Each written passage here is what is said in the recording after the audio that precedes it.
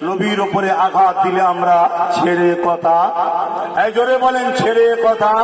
তাহলে কেউ রাজ ক্ষমতা তৈরি করছে নবীর দিনকে মিটাবার জন্য, তাদেরকে এই জমিনটা পুরে পুরে লাল হয়ে যাবে।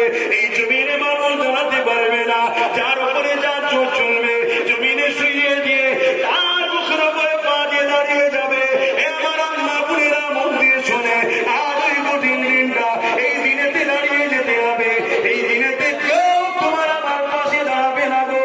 ওই দিনে একজন দাঁড়াবে, তিনি হলেন সরকার কি আমত, সরকার কি আমত, হুজুর কি আমত, পুরনুর কি আমত, শবাব কি আমত, নবী কি আমত, নবী কি আমত, নারে তাকবীর, আইলাম আইলাম আইলাম আইলাম মুহাম্মাদুর রাসূল সাল্লাল্লাহু আলাইহি ওয়াসাল্লাম।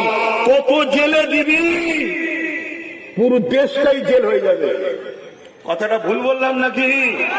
হ্যাঁ, আমার নবী আমাদের জানের থেকেও কাছে আছে। জোরে বলুন সুবহানাল্লাহ। এটা আল্লাহর কোরআন। আমার নবী আমাদের জানের থেকেও কাছে।